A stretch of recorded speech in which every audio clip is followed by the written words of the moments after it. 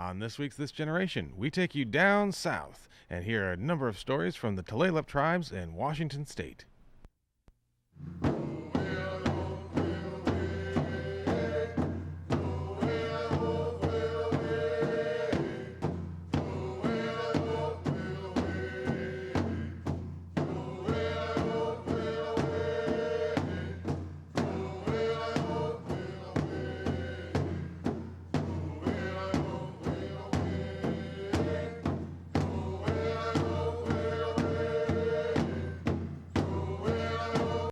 Hello, I'm Chenoa Egawa. Welcome to Northwest Indian News. Thanks for joining us. NWIN is a news program seen throughout Washington State, southern British Columbia, and in parts of Alaska and California. Today, we're reporting to you from the Port Gamble-Sklallam Reservation near Kingston, Washington, where the Sklallam tribe's House of Knowledge project, including this beautiful new longhouse, has recently been dedicated. In this edition of Northwest Indian News, we're covering a number of stories making headlines in Indian country.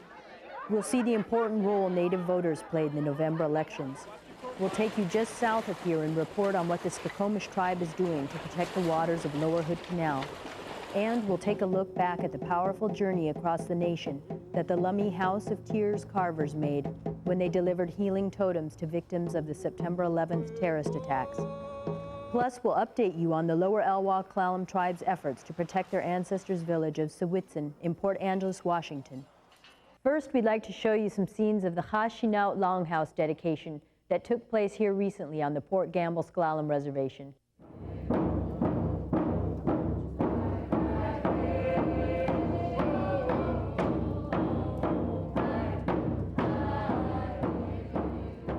It's, a real proud moment. All of, from what I can see, from the little kids up to the elders, everybody's really excited. The House of Knowledge is going to consist of 4 buildings. We're halfway there. We built 2 of the buildings, the Education Center and this Longhouse, and we have 2 more that are on the being planned right now, and that's a library and an Elders Center.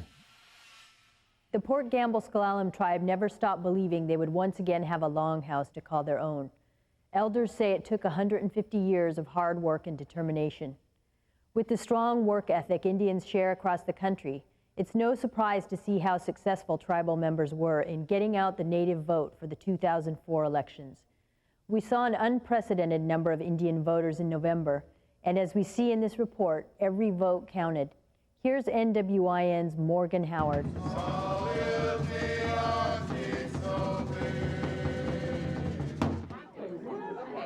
2004 will be remembered as an historic year in Indian country. Native voters turned out like never before to make our voices heard. An estimated 5,000 Indian voters were registered in Washington State alone. Governor's Office of Indian Affairs says add that to the large number of infrequent voters who turned out, and you can see the growing power of the Native vote. It's extremely important for the Native vote to get out because we can and we have made a difference. 4 years ago, we defeated Slate Gordon. 2 years ago, we re-elected Tim Johnson, and the list goes on and on. Representative John McCoy knows firsthand. The Tulalip tribal member was re-elected to his 2nd term in the legislature. This is the 80th anniversary of the Indian Citizenship Act. In 1924, Native Americans were finally given the right to vote. This came 4 years after women were granted voting rights. Today, Native voters are recognizing their growing political strength. Tribal members gathered throughout the Northwest on election night to celebrate years of hard work. Tribes stepped up and spent big money to support the candidates and issues important to them. Many were responsible for helping defeat Initiative 892, the Tim Eyman measure, which would have spread slot machine-style gambling across Washington State, outside of Indian reservations. I think it's incredible when people come together, when they're educated about an issue, when they know what the outcome is going to be on them, on their family, on their community, that Native people can really be a strong force in those efforts of defeating not only I-892, but also being a voice for issues that are important to Native families. Native vote in the state of Washington has really pulled a lot of tribes, especially our gaming tribes, together. I-892 has really pulled a lot of the same focus on sort of coming together and showing the importance of tribal sovereignty and economic development. I think what it's also done is really set the stage for our younger folks to understand the importance of getting out there and having a voice. Today we worked as election protection people, and a lot of people actually got turned away because they were at the wrong precinct or they didn't bring the right ID, and so we would like chase them out to the parking lot and be like, no, you can do a provisional ballot and stuff. So a lot of votes got counted that wouldn't have if we hadn't been there.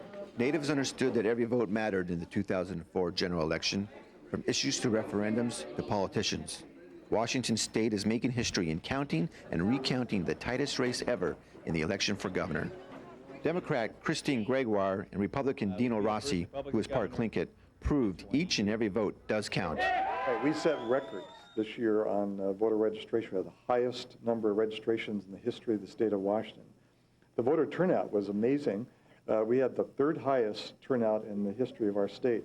It was 82.13%, and the highest was 84.5 in 1944 during the World War II. So you can see just how high this really is. So I know the power of a Native vote personally, and I admire it every year in election season. The bottom line is that every vote counts, and the power of each vote is amazing. We've seen it time and time again across this country.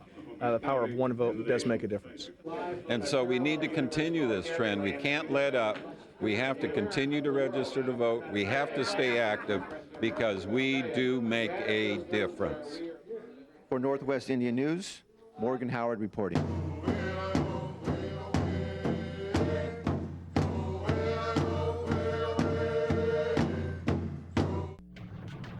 Flying in Alaska? Fly Frontier, the official airline of Heartbeat Alaska. Frontier is expanding again. They've added new routes to Nome, Kotzebue, and the surrounding villages. As you can see, Frontier is now really covering Alaska. So the next time you fly, try Frontier. Frontier offers quick, convenient check-in, low fares, and service direct to many of the villages. Frontier Flying Service is the official airline of Heartbeat Alaska. Make it your official airline too. It's tax season, and living in rural Alaska means that it could take weeks, even months, to get your tax returns in the mail. It's always 2 weeks, sometimes 6 to 8 weeks if I remember correct. Let Liberty Tax take away the worry and the wait. Simply pick up the phone and call toll-free 1-866-563-2700. You can file your taxes electronically from the comfort of your home. You can usually have your check on a gold streak the very next day. I go through John Hofstadter. I trust him. I think I've got more on my returns with him than I would by myself. Liberty Tax guarantees the largest refunds at a smaller price and can often put money in your pocket the very same day. Quick and easy for me. So don't wait around for your tax returns in the mail. Give Liberty Tax a call. Liberty Tax, specializing in rural Alaska. Fast, friendly, trustworthy. That's how I feel with them. John's good people. On your next visit to Anchorage, be sure to stay at the Creekwood Inn and RV Park. Now under new management, the Creekwood Inn offers 26 newly renovated rooms and a cabin that sleeps 6. If you're in town for an event, the Creekwood Inn is the nearest hotel to the Sullivan Arena. The Creekwood Inn also has 68 RV spaces available year-round and offers winter RV storage with water, electric, sewer, and cable. The Creekwood Inn and RV Park is a proud sponsor of the Iditarod Fur Rendezvous and the Alaska Fighting Championships. So the next time you're in Anchorage, visit us at the Creekwood Inn and RV Park.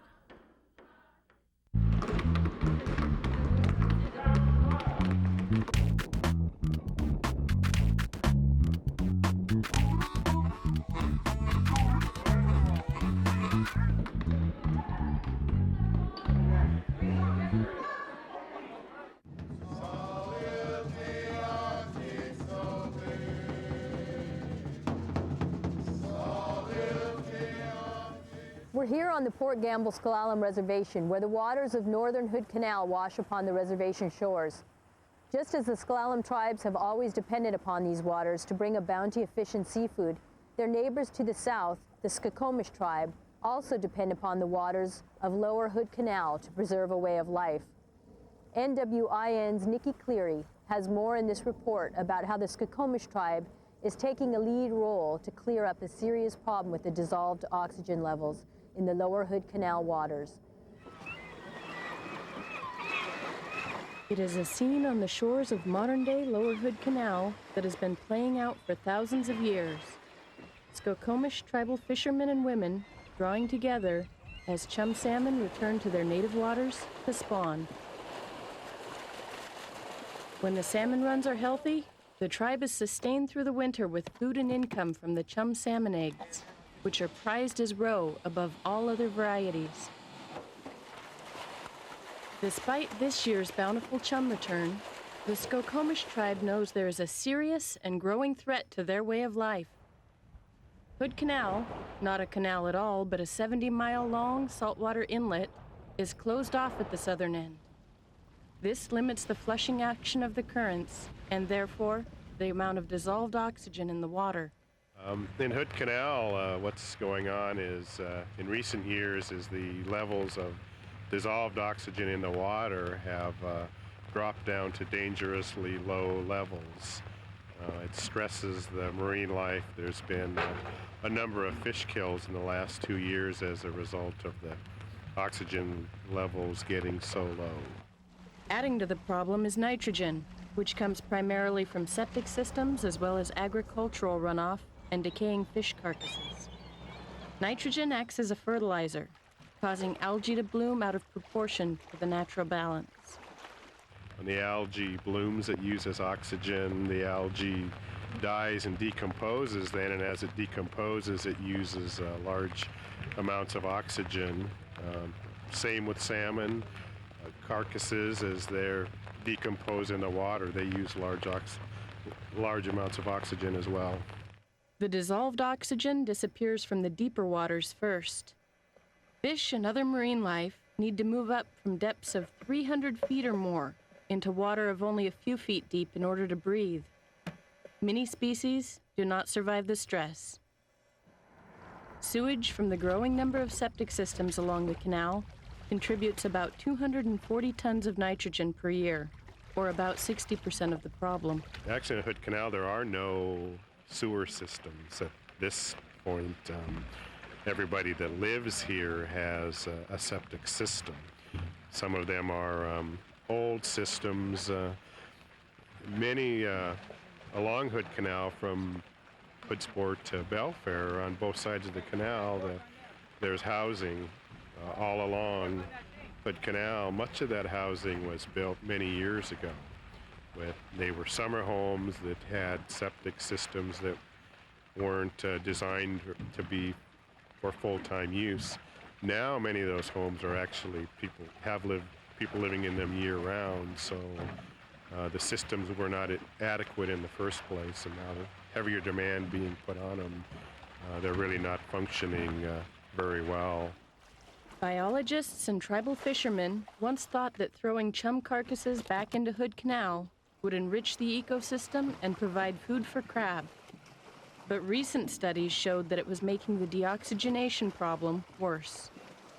With as many as 1 million chum taken in any one season, there are too many fish for tribal members to eat, and the current market for chum is not profitable. Thanks primarily to Washington State Congressman Norm Dix, a federal grant administered through the Puget Sound Action Team is helping to start a program where fishermen can sell the carcasses to fish buyers, place them into net pens for collection, or recycle them for fertilizer. The tribe has agreed upon and is enforcing a new fishing regulation to keep chum carcasses out of the water. This action could lower the nitrogen in areas of Lower Hood Canal by as much as 10%. By ensuring that salmon carcasses make it to processing plants instead of being discarded, the Skokomish tribe is doing its part to help remedy the deoxygenation problem of Hood Canal. American Canadian Fisheries has received $95,000 of the grant to collect the carcasses from fishermen and transport them to their plant in Bellingham, where the chum are filleted for food banks and correctional facilities. They also buy and market the valuable chum salmon roe. Congressman Dix is trying to make this a better, viable place for fishing, sport, and commercial. And then, if this test fisheries, like what he said at the beginning, was that If we can prove that it's helping by keeping these carcasses out of here, then it's a stepping stone, and the Native Americans are the leaders on that. And he's very adamant about keeping this as clean as possible and make it work this year, and it is working. The Skokomish tribe also received $92,000 of the grant to help cover the costs of the recycling effort and to begin new ventures, such as composting the chum carcasses into fertilizer. Initially, we had a difficult time coordinating, but after we got up and going, people are utilizing this on a daily basis, and every single day we're accommodating thousands of pounds of chum carcasses. By the end of the fish runs, which will be in December, it quite possibly could be 70 to 80,000 pounds of fish. It takes a lot of workers and equipment to remove the tons of chum carcasses from the fishing grounds for recycling. So far, the plan is working. This is the first year we've attempted to do this, and I feel if we can remove, say, 80% of the fish carcasses, then I think that we'll have had a very successful first year. And if the Native Americans have proved this year what they're doing their part, which they are, then the next step is to clean up the septic systems and whatever else is causing the oxygen low levels in the canal. For Northwest Indian News, I'm Niki Cleary, reporting.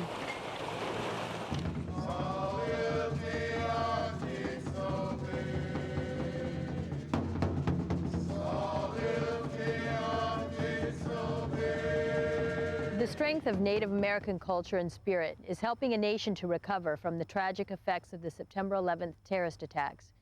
The Lummi House of Tears carvers have made 3 journeys to the 9/11 sites, bringing a message of healing to those who have lost loved ones there. NWIN takes a look at the role Native Americans are now finding themselves in on a national stage.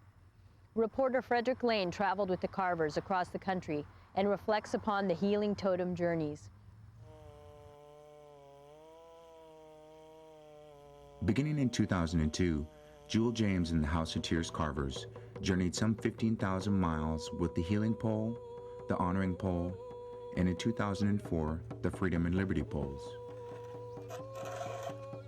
Now, we were just organized to deliver a straight commercial contract.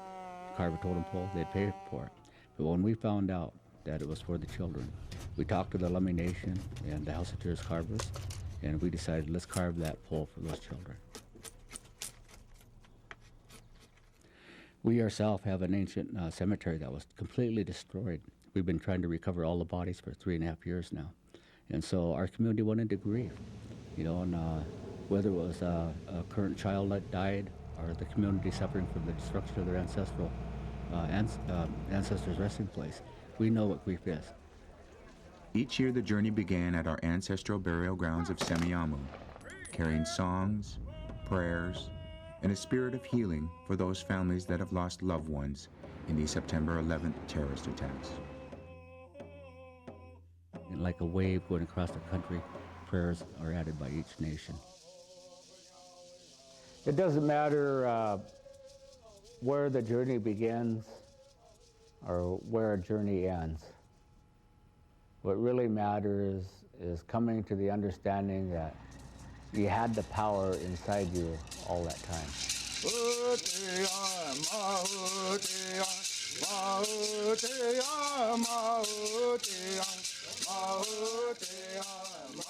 I've lost a daughter that was 19. She got ran over, and then I lost a son that, when he was 19, he got ran over several years later. And so I know what grief is. And I know that it takes a lot to heal. And I know that you can't do it alone.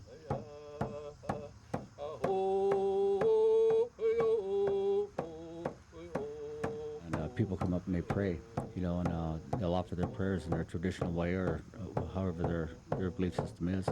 And that really has an impact because it lets us know that it's worth it, that it's really working, that people really are sending prayers to the families that lost somebody.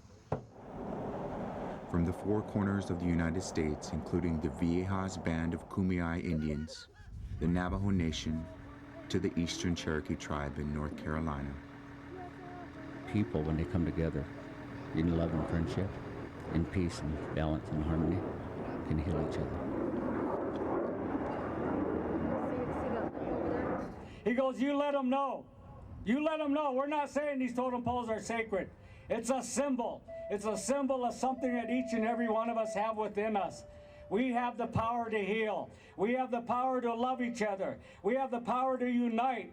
That's what the symbol's about. That's what the message is. Don't you forget. Don't make a mistake and think that that totem pole is a sacred thing. It's the sacredness of love joining us together. And we believe that this country stands for that. We pray that our children will come home. And we pray that we'll never forget the firemen, the policemen, the EMTs, and the veterans, because there are heroes amongst us. The Healing Totem Journeys will officially come to an end in 2005 as the Liberty and Freedom Poles are moved from the Congressional Cemetery to the Kingman Island Pentagon Memorial Site. The efforts of the Lummi Nation to assist in the world's healing is far from over, as plans are underway to carve peace poles to be placed in Israel and Northern Ireland. For Northwest Indian News, I'm Frederick Lane reporting.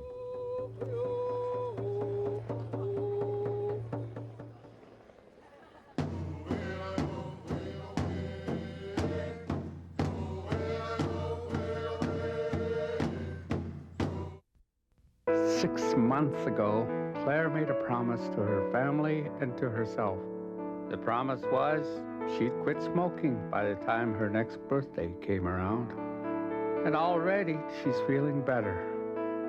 She has more stamina, more energy, and her lungs are stronger than ever before.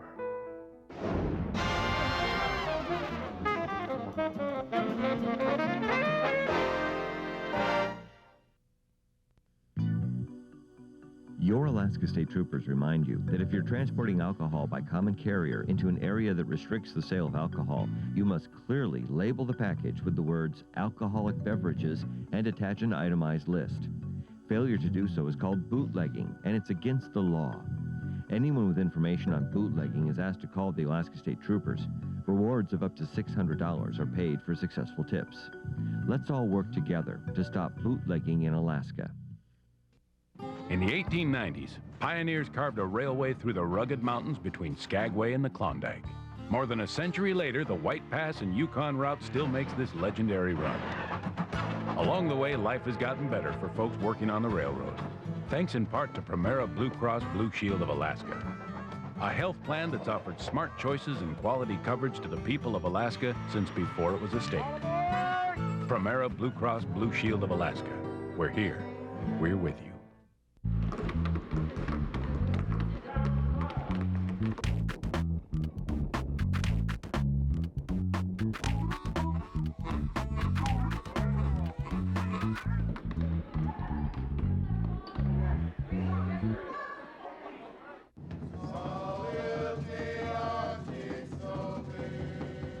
These 390 acres of land were recently acquired by the Port Gamble Sklallam tribe. The property will be used primarily for tribal housing projects and as an investment for future generations. To give us an overview of what's going on around Indian country, we now go to NWIN reporter Sherry Guydelkon.